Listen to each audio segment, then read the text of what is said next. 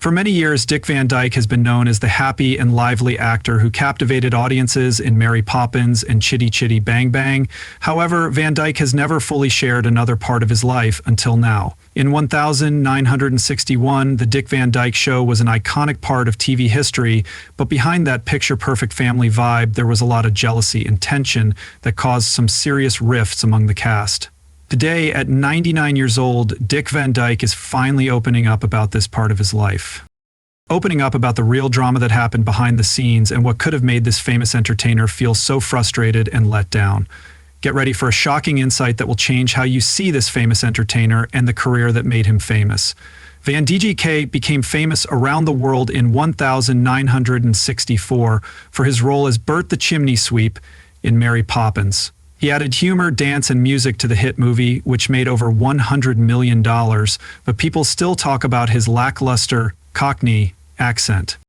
Always remember that even Van Dyke said he didn't like Bert's accent and thought it was terrible. He also said that his Irish accent coach wasn't much better at it than he was. Surprisingly, no one told him during filming how bad it sounded. Despite the negative feedback about his accent, people loved his performance, especially the Step in Time dance sequence.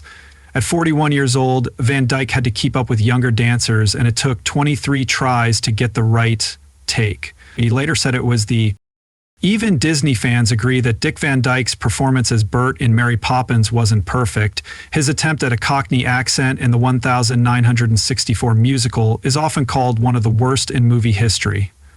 Van Dyke, who is from Illinois, has said that he will never get away from the jokes about his performance because he thought he was doing well and didn't know that it sounded off. But the criticism didn't stop him from doing it. In the 2018 sequel, Mary Poppins Returns, he played Mr. Daw Jr., the older son of Mr. Dawes Sr., a role he also played in the original movie. Luckily, he didn't have to use his Cockney accent again, even though he was in his 90s. In an interview with the New York Times, he said he worked hard to make sure he sounded like a Brit and didn't make the same mistake again despite his efforts. While some people didn't like how he played Bert and Mary Poppins, Dick Van Dyke worked very hard to become famous. The negative feedback didn't stop him from returning to play Mr. Dawes Jr., the older son of Mr. Dawes Sr., in the 2018 sequel to Mary Poppins. Luckily, he didn't have to use his Cockney accent again. In his 9S, Van Dyke did a memorable dance scene that included jumping on a desk without a stunt double. In an interview with the New York Times, he talked about how he worked hard to become famous. Even though his accent was criticized, people loved his performance, especially the step time dance scene. It was hard to film. Van DJK, who was 41 at the time, had to keep up with younger dancers. It took 23 takes, and he later called it the hardest dance he had ever done. Mary Poppins is one of Disney's most beloved live-action movies, but even fans agree that Dick Van Dyke's bird accent wasn't great. His attempt at a Cockney accent is often called one of the worst in movie history. Dick Van Dyke, who was born in Illinois, has said he'll never live down the jokes that were made about him at the time. He thought he was doing a good job despite the accent. No one can deny his hard work, but when did he first become famous? Keep watching the musical The Girls Against the Boys, which opened on Broadway in 1959 and only ran for 16 performances, gave him his big break. His performance, especially of the telephone song, really caught people's attention, and producers and critics took notice, which led to his big break. He got a big part in Bye Bye Birdie which really changed his life. In 1961, he got the part of Rob Petrie on the Dick Van DJK Show. The role wasn't even meant for him at first. Creator Carl Reiner had planned to play Rob himself, but producer Sheldon Leonard thought Van DJK was perfect for the part after seeing him in Bye Bye Birdie. He even beat Johnny Carson for the part. They decided to cast him only 18 days before filming began, and CBS had some last-minute changes to make. Van Dyke was chosen in the end, leaving him scrambling to prepare in less than 3 weeks. Van Dyke's original salary was $1,250 per episode, which is about $11,000 in today's money. By the final season, his salary had gone up to $35,000. The show had problems at first, and CBS almost canceled it, but Procter & Gamble stepped in by threatening to pull their ads. The strong chemistry between Dick Van Dyke and Mary Tyler Moore was a big part of the show's success. They were truly themselves on screen. The relationship gave the show a second chance. It quickly rose to the top 10 rankings. At that time, Van Dyke was 36 years old and Moore was 25 years old, which worried the producers at first, but their chemistry was clear and they kept a professional attitude. Other cast members also contributed to the show's success over the years. Some negative things have been said about Dick Van Dyke's life, and he has admitted that some of these things are true. What are those problems, and how serious are they? Dick Van Dyke was born on December 13th, 1925 in West Plains, Missouri. It was a small town with only a few thousand people, and his early life seemed pretty normal. His mother Hazel worked as a typist, and his father Lauren sold cookies for a living. They lived an ordinary life, but no one could have imagined that Dick would one day become a famous entertainer. It's interesting to note that West Plains had a surprising history of producing stars like Porter Wagoner and Jan Howard. Charlie Chaplin's comedy The Gold Rush came out. When Dick was a child, his family moved to Danville, Illinois, a bigger town with about 300 people. He said it felt like most of the people there were his relatives because everyone knew each other. It was the 1930s, a tough time marked by the Great Depression when money was tight. Since Dick's family couldn't afford a radio, they would go to a neighbor's house to watch popular shows, which sparked his love for entertainment. Danville also turned out to be a special place for talent. Some of Dick's classmates, like Donald O'Connor from Stars in the Rain and singer Bobby Short, went on to become stars. In high school, Dick thought about becoming a minister, but when he joined the drama club, he found that he loved acting. Because of World War II, schools couldn't afford to buy the rights to well-known shows, so they had to put on their own plays and musicals. Dick got the best parts because of his height and powerful voice, and even though the productions weren't very fancy, they gave him a taste of what it was like to perform. Many years later, in 2004, he went back to his old high school to get his diploma and even acted in Bye Bye Birdie with the other students. In 1944, when he was still in high school, Dick decided to join the U.S. Army Air Forces. He wanted to be a pilot during World War II, but he was too skinny, at 61 inches and 135 pounds, so he couldn't meet the weight requirements. He kept trying, eating bananas and drinking water until he finally reached the right weight. Once he got into the Army, he found that flying planes wasn't his thing.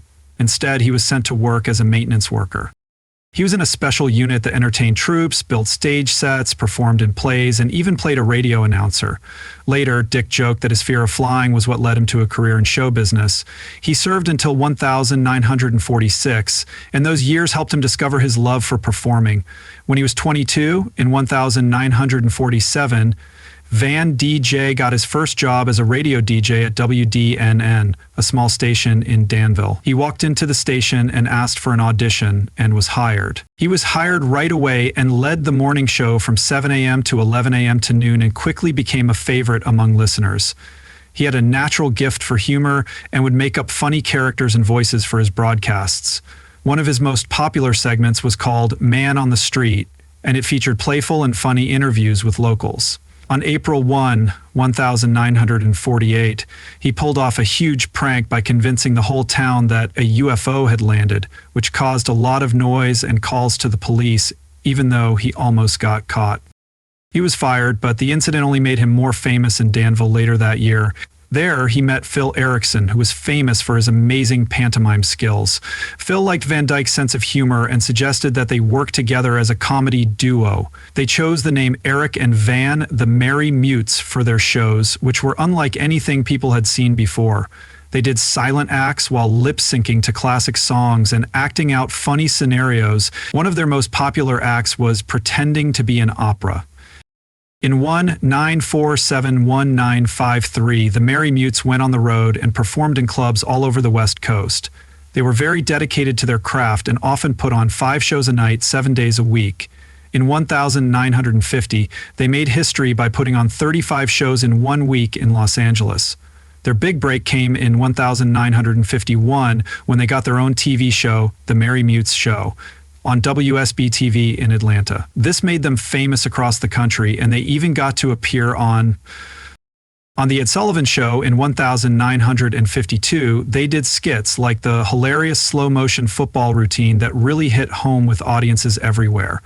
Unfortunately, Erickson quit the entertainment business in 1953, which meant the end of their partnership.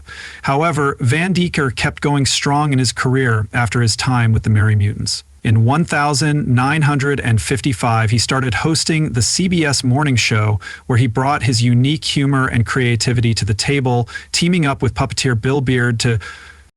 He hosted a game show called To Tell the Truth for 13 episodes in 1956, but it was a good way to learn how to host live TV shows. Van Dyke really came into his own in 1957 when he played a hillbilly baseball player and a country cousin as a guest star on The Phil Silver Show. Everyone loved him, and the show's creator even thought about giving him his own show. But that didn't happen. In 1959, Van Dyke made his Broadway debut in a musical called The. Although the show only ran for 16 performances, it made a big impression on critics and producers, especially with the song Telephone Song, in which he danced around a phone booth while acting out both sides of a phone call. He even won a Theatre World Award for being an up-and-coming star. This performance led to his next big role in the musical Bye Bye Birdie, which would change everything for him after Mary Poppins. In Chitty Chitty Bang Bang 1968, Van Damme played Caracus Potts, an inventor who makes a magical flying car. The movie was full of fun little details, like the fact that the car was made from parts of an old World War I plane. Because Van Damme couldn't drive a stick shift, they had to use special automatic cars for his scenes. The Me Old Bamboo dance took 23 tries to get right, just like in Mary Poppins. Despite all the problems that came up during filming, the movie became a beloved family classic. In 1969, Van Damme decided to mix. This movie was very different from the comedian's usual funny work. It's about a silent film comedian named Billy Briggs whose life falls apart because of mistakes he makes.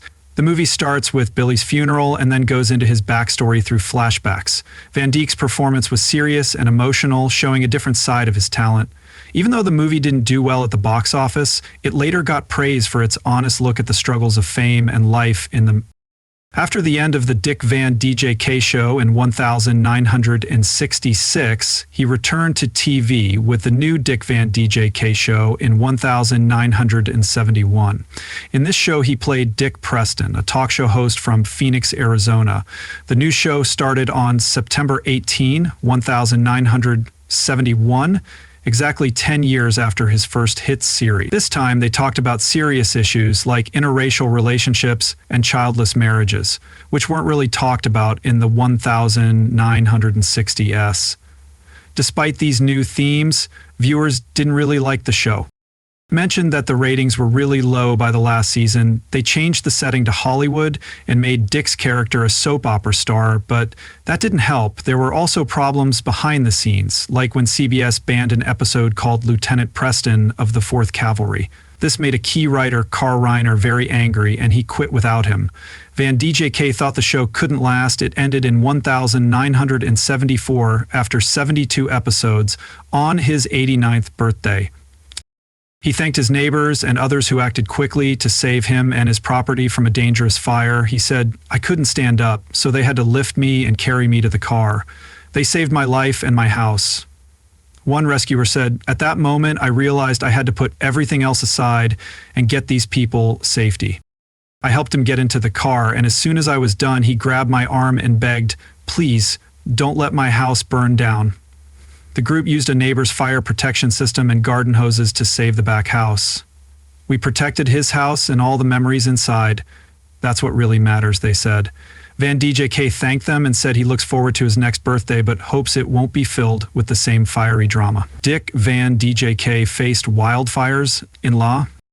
The star of Mary Poppins and his wife, actress Eileen Silver, posted updates on Instagram about their problems. Despite their worries, they found ways to deal with them. Van Dyke didn't want to leave their $8 million home, and Arlene said he doesn't want to go anywhere else. Van Dyke replied, "I love our house to adapt." Arlene got creative and cooked meals in their small camper van, which they parked in the driveway and turned into a cozy home. They made the most of the situation by enjoying outdoor dining. Dick Van Dyke has done amazing things. He won his first Emmy in 1964 for the Dick Van DJK show and won again in 1965 and 1966. In 1976, when he was 50 years old, he won another Emmy for Van DJK and Company. In 2024, when he was 98 years old, he won an Emmy for Days of Our Lives. He has won 6 Emmys and been nominated for 10 more. In 1984, he won for a children's show, and in 2015, he was nominated for Mickey Mouse Clubhouse. He shared a Grammy with Julie Andrews for the Mary Poppins soundtrack. The Screen Actors Guild gave him the Life Achievement Award in 2013 when he was 87 years old. In 1998, Disney gave him the Disney Legends Award, and he said that he didn't get paid for his work on Mary Poppins. In 2021, when he was 95 years old, he received the Kennedy Center Honors, and his alma mater named their auditorium after him. What do you think about Dick Van Dyke's life? Let us know in the comments.